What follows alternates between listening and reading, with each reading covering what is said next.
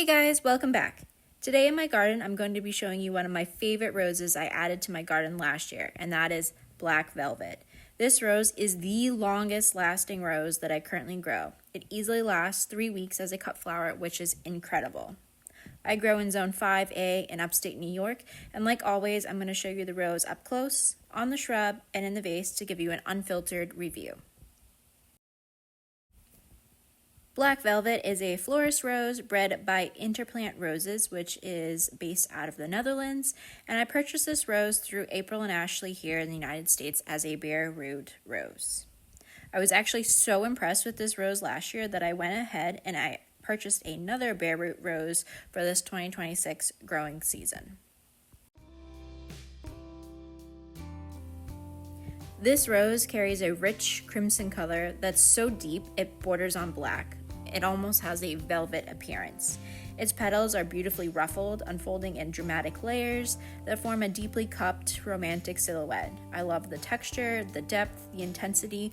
Everything about this bloom makes it unforgettable, and it also looks great on the shrub, so it would make a fantastic landscape rose in my opinion. The blooms last forever and the foliage is very healthy. I never had to deal with black spot or powdery mildew, which is fantastic, especially for a florist rose. And this shrub is practically thornless.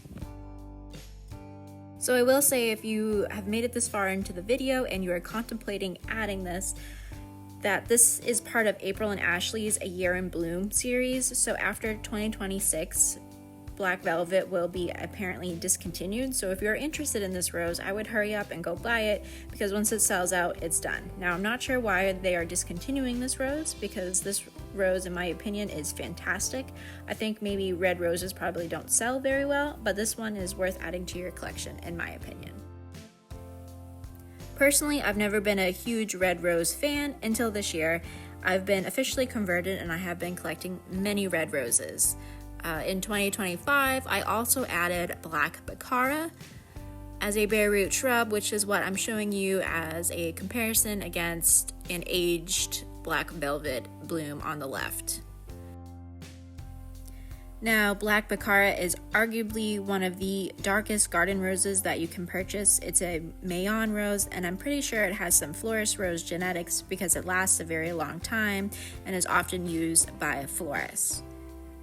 So if you can't get Black Velvet, it's sold out, you're looking back at this video, it's not 2026 anymore, Black Baccara I would recommend as an alternative.